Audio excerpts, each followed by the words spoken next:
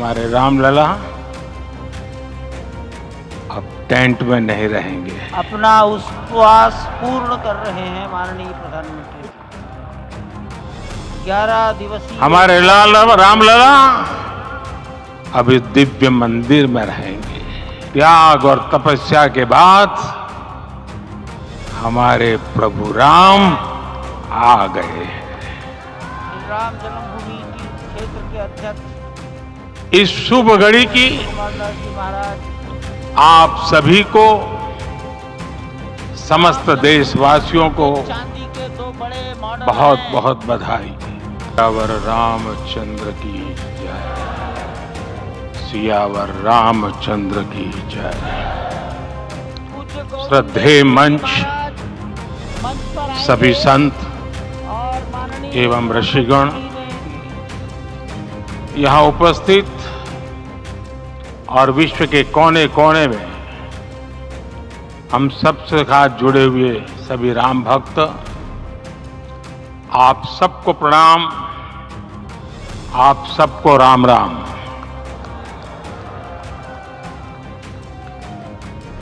आज हमारे राम आ गए हैं।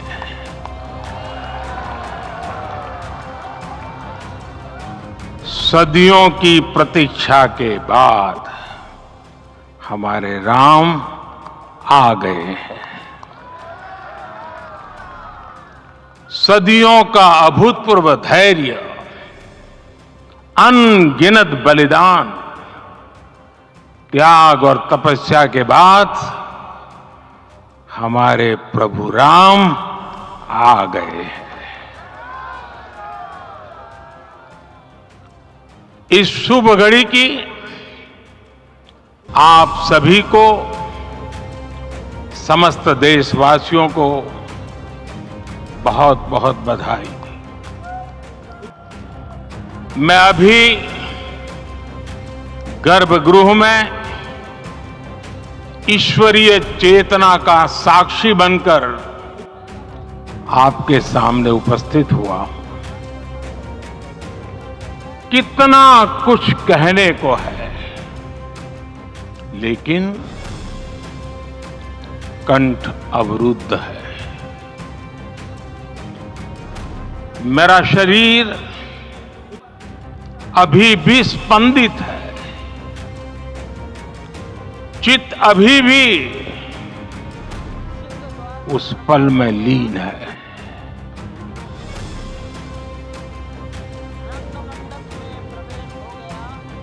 हमारे रामलला अब टेंट में नहीं रहेंगे।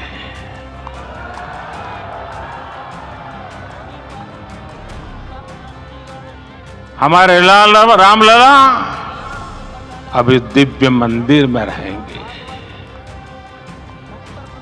मेरा पक्का विश्वास है, अपार श्रद्धा है कि जो घटित हुआ है इसकी अनुभूति देश के, विश्व के कोने कोने में राम भक्तों को हो रही होगी। ये क्षण अलौकिक है, ये पल पवित्रतम है। ये माहौल, ये वातावरण, ये ऊर्जा, ये घड़ी प्रभु श्री राम का हम सब पर आशीर्वाद है। 22 जनवरी 2024 का ये सूरज एक अद्भुत आभा लेकर आया है। 22 जनवरी 2024 ये कैलेंडर पर लिखी एक तारीख नहीं, ये एक नए काल चक्र का उद्गम है।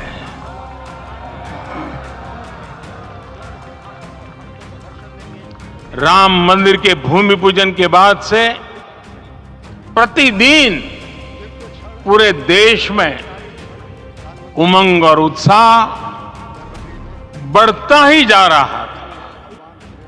निर्माण कार्य देख देशवासियों में हर दिन एक नया विश्वास पैदा हो रहा था।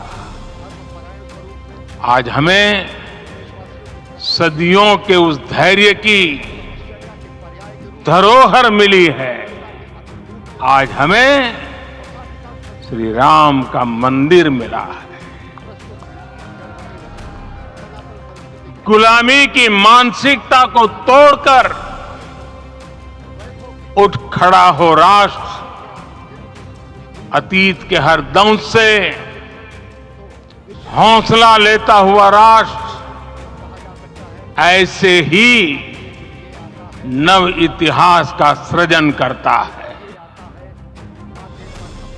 आज से 1000 साल बाद भी लोग आज की इस तारीख की, आज के इस पल की चर्चा करेंगे। और ये कितनी बड़ी राम कृपा है कि हम सब इस पल को जी रहे हैं, इसे साक्षात घटित होते देख रहे हैं। आज दिन दिशाएं, दिग दिगंत सब दिव्यता से परिपूर्ण है। ये समय सामान्य समय नहीं है। ये काल के चक्र पर सर्वकालिक शाही से अंकित हो रही अमिट स्मृति रेखाएं हैं। साथियों, हम सब जानते हैं कि जहां राम का काम होता है, वहां पवन पुत्र हनुमान अवश्य विराजमान होते हैं। इसलिए मैं राम भक्त हनुमान और हनुमान गढ़ी को भी प्रणाम करता हूं। मैं माता जानकी, लक्ष्मण जी, भरत, शत्रुघ्न सबको नमन करता हूं। मैं पावन अयोध्यापुरी और पावन सरयू को भी प्रणाम करता हूं। मैं इस पल दैवीय अनुभव कर रहा हूं कि जिनके आशीर्वाद से ये महान कार्य पूरा हुआ है। वे दिव्य आत्माएं, वे दैवीय विभूतियां भी इस समय हमारे आसपास उपस्थित है। मैं इन सभी दिव्य चेतनाओं को भी कृतज्ञता पूर्वक नमन करता हूं। मैं आज प्रभु श्री राम से क्षमा याचना भी करता हूं। हमारे पुरुषार्थ, हमारे त्याग, तपस्या में कुछ तो कमी रह गई होगी कि हम इतनी सदियों तक ये कार्य कर नहीं पाए। आज वो कमी पूरी हुई है।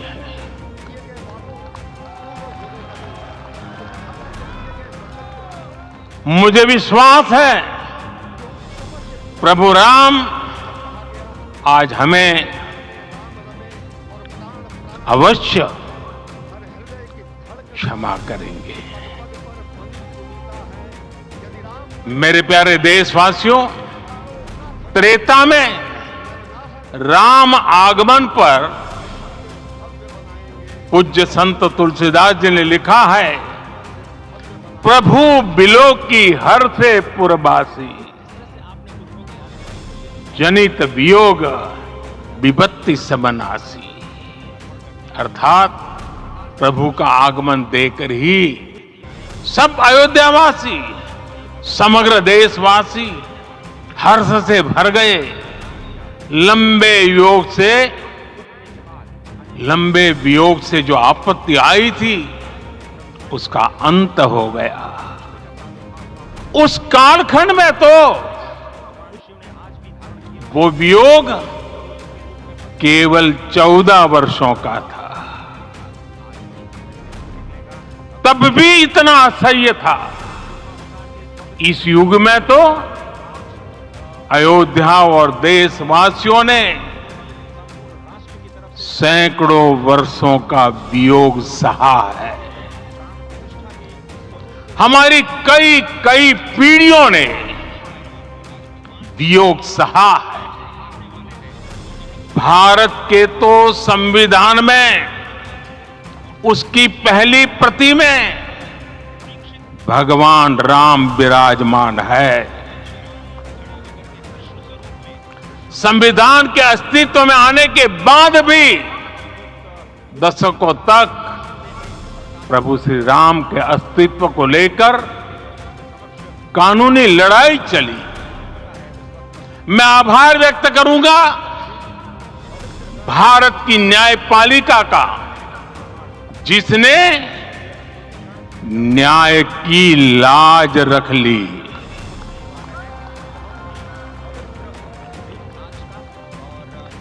न्याय के पर्याय प्रभु राम का मंदिर भी न्यायबद्ध तरीके से ही बना। साथियों, आज गांव-गांव में एक साथ कीर्तन संकीर्तन हो रहे हैं। आज मंदिरों में उत्सव हो रहे हैं, स्वच्छता अभियान चलाए जा रहे हैं। पूरा देश आज दीपावली मना रहा है।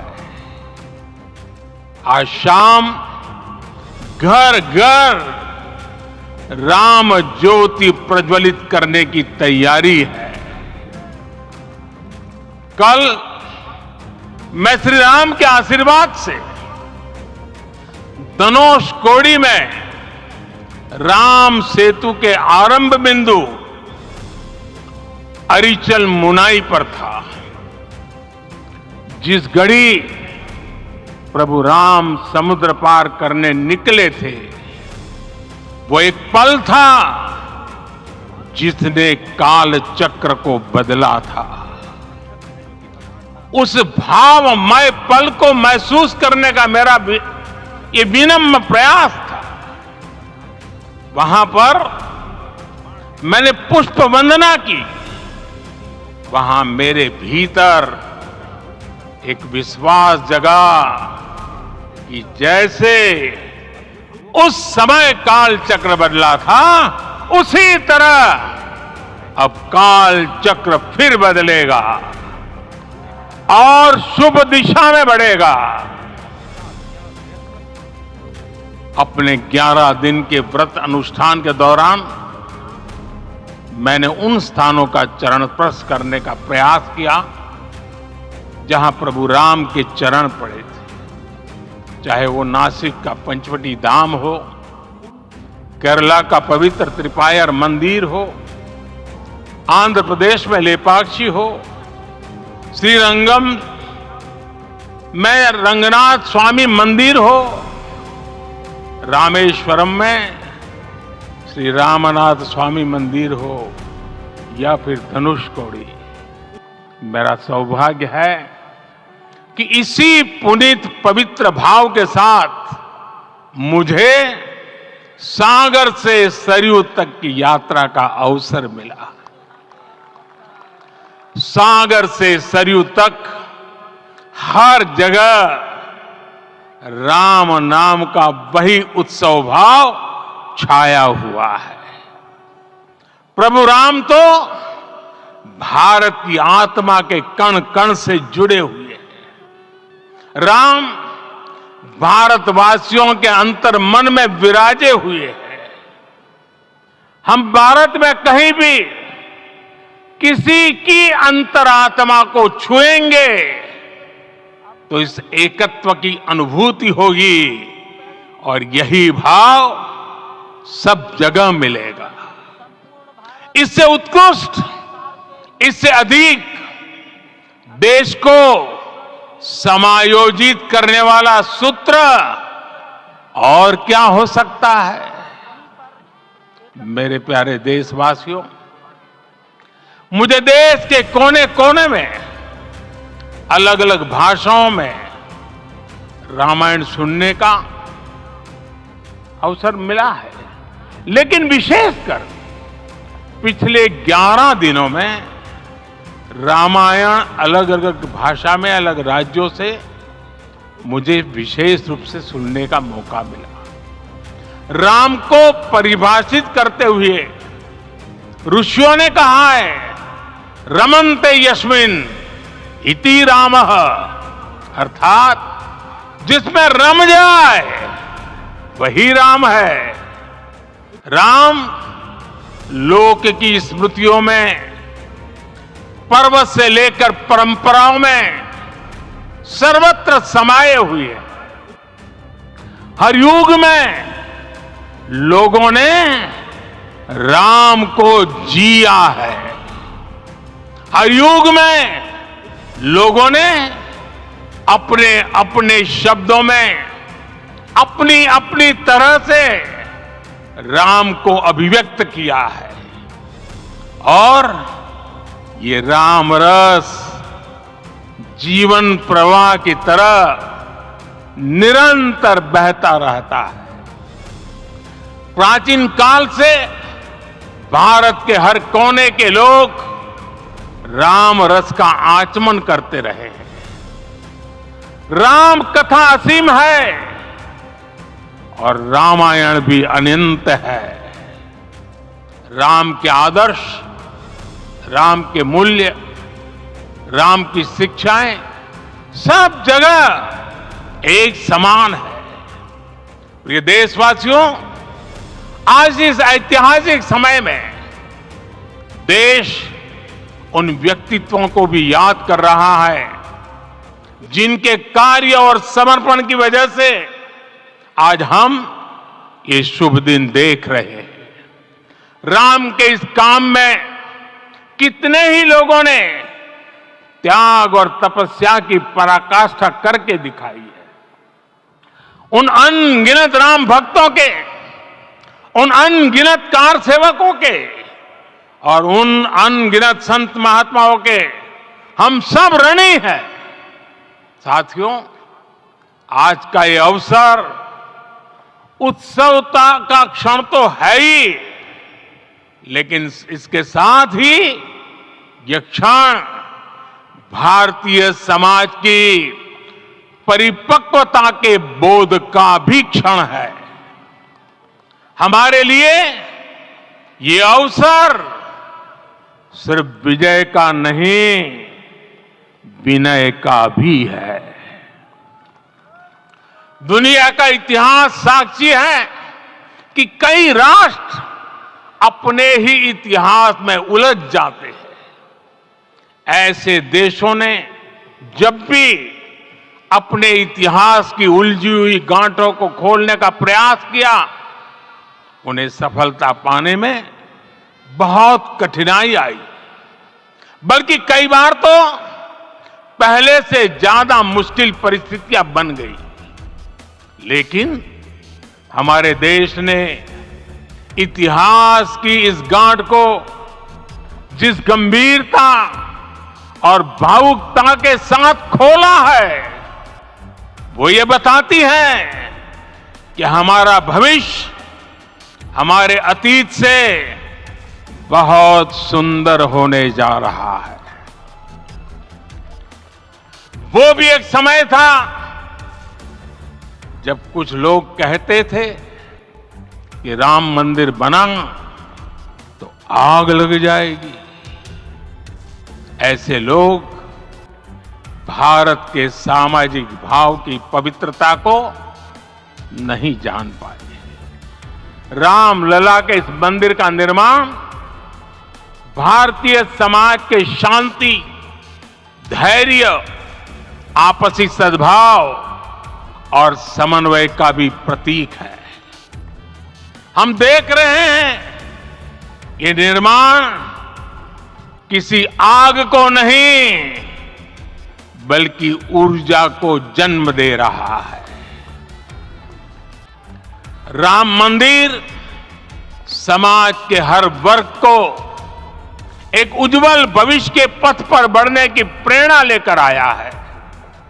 मैं आज उन लोगों से आह्वान करूंगा, आइए आप महसूस कीजिए, अपनी सोच पर पुनर्विचार कीजिए। राम आग नहीं है, राम ऊर्जा है। राम विवाद नहीं, राम समाधान है। राम सिर्फ हमारे नहीं है, राम तो सबके हैं। राम वर्तमान नहीं, सिर्फ वर्तमान ही नहीं, राम अनंत काल है।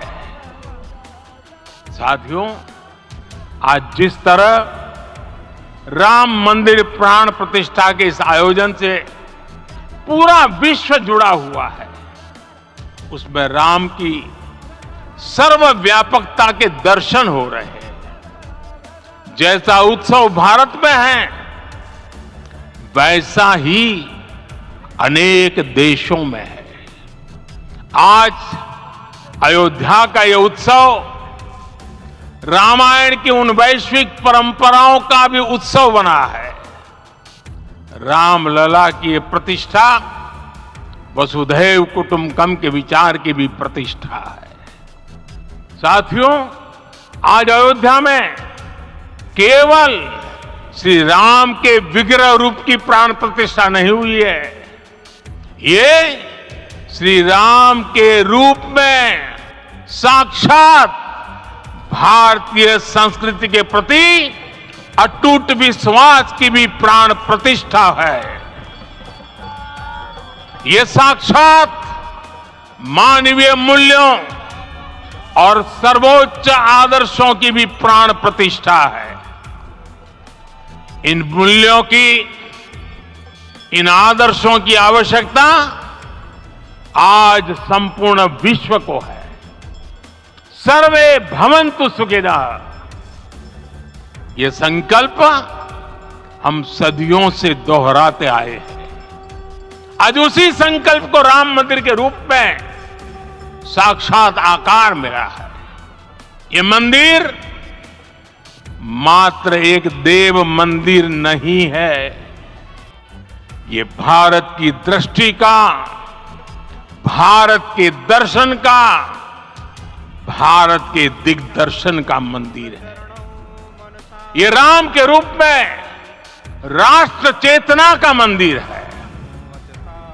राम भारत की आस्था है, राम भारत का आधार है, राम भारत का विचार है, राम भारत का विधान है, राम भारत की चेतना है, राम भारत का चिंतन है, राम भारत की प्रतिष्ठा है, राम भारत का प्रताप है, राम प्रवाह है, राम प्रभाव है, राम नेति भी है, राम नीति भी है, राम नित्यता भी है, राम निरंतरता भी है, राम विभु है, विशद है, राम व्यापक है, विश्व है, विश्वात्मा है।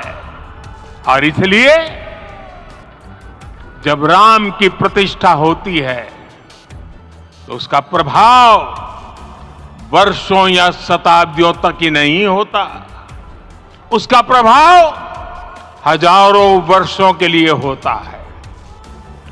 महर्षि वाल्मीकि ने कहा है, राज्यम 10 सहस्त्राणि प्राप्य वर्षाणि राघव, अर्थात राम 10,000 वर्षों के लिए राज्य पर प्रतिष्ठित हुए, यानी हजारों वर्षों के लिए राम राज्य स्थापित हुआ। जब त्रेता में राम आए थे तब हजारों वर्षों के लिए राम राज्य की स्थापना हुई थी। हजारों वर्षों तक राम विश्व पथ प्रदर्शन करते रहे थे। और इसलिए मेरे प्यारे देशवासियों, आज अयोध्या भूमि हम सभी से प्रत्येक राम भक्त से, प्रत्येक भारतीय से कुछ सवाल कर रही है। श्री राम का भव्य मंदिर तो बन गया, अब आगे क्या? सदियों का इंतजार तो खत्म हो गया, अब आगे क्या? आज के इस अवसर पर जो दैवीय आत्माएं हमें आशीर्वाद देने के लिए उपस्थित हुई हैं, हमें देख रही हैं, उन्हें क्या हम ऐसे ही विदा करेंगे? नहीं, कदापि नहीं। आज मैं पूरे पवित्र मन से महसूस कर रहा हूं कि काल चक्र बदल रहा है। ये सुखद संयोग है कि हमारी पीढ़ी को एक कालजयी पथ के शिल्पकार के रूप में चुना गया है। 1000 वर्ष बाद की पीढ़ी राष्ट्र निर्माण के हमारे आज के कार्यों को याद करेगी। इसलिए मैं कहता हूं, यही समय है, सही समय है। हमें आज से, इस पवित्र समय से अगले 1000 साल के भारत की नींव रखनी है। मंदिर निर्माण से आगे बढ़कर अब हमें सभी देशवासी यहीं इस पल से समर्थ, सक्षम, भव्य, दिव्य भारत के निर्माण की सौगंध लेते हैं।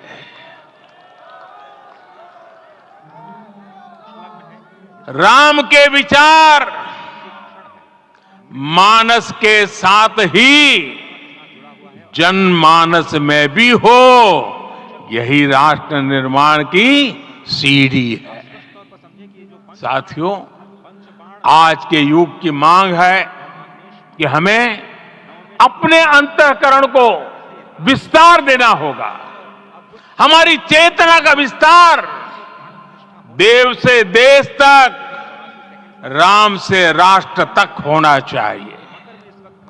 हनुमान जी की भक्ति, हनुमान जी की सेवा, हनुमान जी का समर्पण, ये ऐसे गुण हैं जिन्हें हमें बाहर नहीं खोजना पड़ता। प्रत्येक भारतीय में भक्ति, सेवा और समर्पण के भाव समर्थ, सक्षम, भव्य, दिव्य भारत का आधार बनेंगे। और यही तो है देव से देश और राम से राष्ट्र की चेतना का विस्तार। दूर सुदूर जंगल में, कुटिया में जीवन गुजारने वाली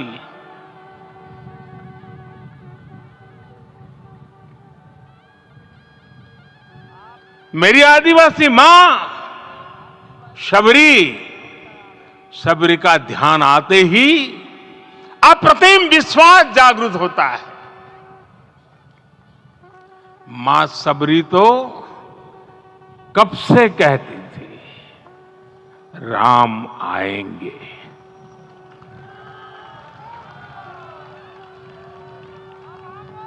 प्रत्येक भारतीय में जन्मा यही विश्वास समर्थ, सक्षम, भव्य भारत का आधार बनेगा। और यही तो है देव से देश और राम से राष्ट्र की चेतना का विस्तार। हम सब जानते हैं कि निषाद राज की मित्रता सभी बंधनों से परे है। निषाद राज का राम के प्रति सम्मोहन, प्रभु राम का निषाद राज के लिए अपनापन कितना मौलिक है। सब अपने हैं, सभी समान है। प्रत्येक भारतीय में अपनत्व की, बंधुत्व की ये भावना समर्थ, सक्षम, भव्य, दिव्य भारत का आधार बनेगी। और यही तो है देव से देश और राम से राष्ट्र की चेतना का विस्तार। साथियों, आज देश में निराशा के लिए रत्ती भर भी स्थान नहीं है। मैं तो बहुत सामान्य हूं, मैं तो बहुत छोटा हूं, अगर कोई ये सोचता है तो उसे गिलहरी के योगदान को याद करना चाहिए। गिलहरी का स्मरण ही हमें हमारी इस हिचक को दूर करेगा, हमें सिखाएगा कि छोटे बड़े हर प्रयास की अपनी ताकत होती है, अपना योगदान होता है। और सबके प्रयास की यही भावना समर्थ, सक्षम, भव्य, दिव्य भारत का आधार बनेगी। और यही तो देव से देश और राम से राष्ट्र की चेतना का विस्तार। साथियों, लंकापति रावण प्रकांड ज्ञानी थे, अपार शक्ति के धनी थे, लेकिन जटायु जी की मूल्य निष्ठा देखिए। वे महाबली रावण से भिड़ गए। उन्हें भी पता था कि वो रावण को परास्त नहीं कर पाएंगे, लेकिन फिर भी उन्होंने रावण को चुनौती दी। कर्तव्य की यही पराकाष्ठा समर्थ, सक्षम, भव्य, दिव्य भारत का आधार है। और यही तो है देव से देश और राम से राष्ट्र की चेतना का विस्तार। आइए हम संकल्प लें कि राष्ट्र निर्माण के लिए हम अपने जीवन का पल पल लगा देंगे। राम काज से राष्ट्र काज, समय का पल पल, शरीर का कण कण राम समर्पण को राष्ट्र समर्पण के ध्येय से जोड़ देंगे। मेरे देशवासियों, प्रभु श्री राम की हमारी पूजा विशेष होनी चाहिए। ये पूजा स्व से ऊपर उठ करके समष्टि के लिए होनी चाहिए। ये पूजा अहम से उठकर वयम के लिए होनी चाहिए। प्रभु को जो भोग चढ़ेगा वो विकसित भारत के लिए हमारे परिश्रम की पराकाष्ठा का प्रसाद भी होगा। हमें नित्य पराक्रम, पुरुषार्थ, समर्पण का प्रसाद प्रभु राम को चढ़ाना होगा। इनसे नित्य प्रभु राम की पूजा करनी होगी, तब हम भारत को वैभवशाली और विकसित बना पाएंगे। मेरे प्यारे देशवासियों, ये भारत के विकास का अमृत काल है। आज भारत युवा शक्ति की पूंजी से भरा हुआ है, ऊर्जा से भरा हुआ है। ऐसी सकारात्मक परिस्थितियां फिर न जाने कितने समय बाद बनेगी। हमें अब चूकना नहीं है, हमें अब बैठना नहीं है।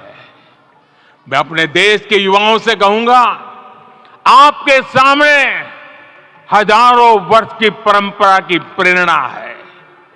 आप भारत की उस पीढ़ी का प्रतिनिधित्व करते हैं जो चांद पर तिरंगा लहरा रही है। वो 15 लाख किलोमीटर की यात्रा करके सूर्य के पास जाकर मिशन आदित्य को सफल बना रही है।